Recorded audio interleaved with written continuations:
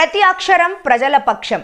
HR9 news టీవీకి స్వాగతం సుస్వాగతం. హిందూపురం శాసనసభ్యులు పద్మభూషణ్ శ్రీ నందమూరి బాలకృష్ణ ఆదేశాల మేరకు ఆంధ్రప్రదేశ్ ప్రభుత్వం ప్రతిష్టాత్మకంగా చేపట్టిన స్వచ్ఛాంధ్ర స్వచ్ఛ దివాస్ కార్యక్రమంలో భాగంగా హిందూపురం పట్టణంలోని ప్రతి 3వ శనివారం స్పెషల్ శానిటేషన్ డ్రైవ్ ఈ వ్యర్థాల సేకరణ ర్యాలీ 4 సింహాల ఎన్టీఆర్ సర్కిల్ నుండి తారకరామ సర్కిల్ గురునాథ్ థియేటర్ దగ్గర వరకు జరిగింది. ఈ కార్యక్రమాన్ని municipal chairperson DE Ramesh Kumar మరియు మున్సిపల్ కమిషనర్ సంగం శ్రీనివాసులు జెండా ఊపి ప్రారంభించారు.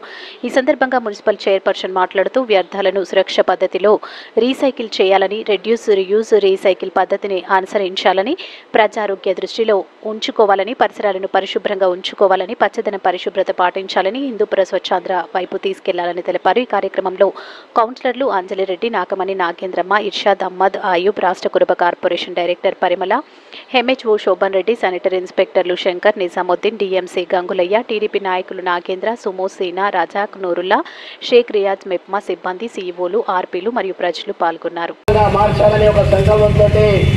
ప్రతిరోజు కూడా పారిశుద్ధ్యంపై ప్రత్యేక నిఘా వహించి పారిశుద్ధ్య కార్యక్రమాలన్నింటి కూడా మెరుగుపరచడం జరుగుతూ ఉందనే విషయాన్ని కూడా మీకు తెలియజేస్తూ, పచ్చదనం పరిశుభ్రతలో భాగంగా ప్రతి ఇంటి పరిసరాలు కూడా పరిశుభ్రంగా ఉంచాలా, పచ్చదనంతో కలకల్లాడాలా. కాబట్టి మనందరి బాధ్యతగా ఈ వ్యర్థ పదార్థాల సేకరణ అనేది మనం చేయాల్సిన అవసరం ఉంది.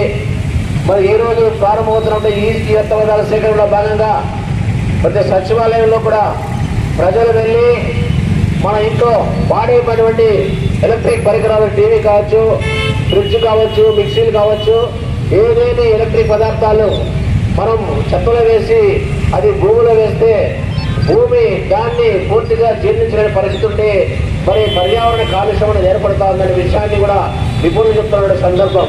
కాబట్టి ప్రభుత్వం ఈ కొత్త విధానాన్ని తీసుకొచ్చింది. ఈ వ్యర్థ పదార్థాల సేకరణ ద్వారా దాన్ని ఒక ప్రతిష్టాత్మక చేపట్టి ఎప్పుడు ఈ ప్లాస్టిక్ నివారించి ప్లాస్టిక్ రహిత సమాజాన్ని మనం ఏర్పరచుకోవాలని మన హిందూపురం మున్సిపాలిటీ కూడా ఆలోచన చేస్తూ ఉంది. త్వరలో కూడా ప్లాస్టిక్ పై యుద్ధం ప్రకటించింది. దానికి మీ ఆర్పీలు, మన ఆర్పీలు, రెస్పాన్సిబుల్ పర్సన్స్ అందరూ కూడా సంపూర్ణ సహకారం ఇవ్వాలి. మీరే ముందుని నడపాలి. ఈ ప్లాస్టిక్ పెరుగుతాన్ని మనం కలిగి కొడితే తప్ప అందరి ఆరోగ్యం మెరుగుపడదు. కేవలం ప్లాస్టిక్ వ్యర్థ పదార్థాలు భూమిలో ఉండడం వల్ల అంత వాతావరణం వచ్చే నీరు, పీల్చే గాలి, వాతావరణం అంత కాలుష్యమపై ప్రజల అనారోగ్యానికి గురవుతూ ప్రజల ఆయుష్ క్షీణమవుతా ఉంది.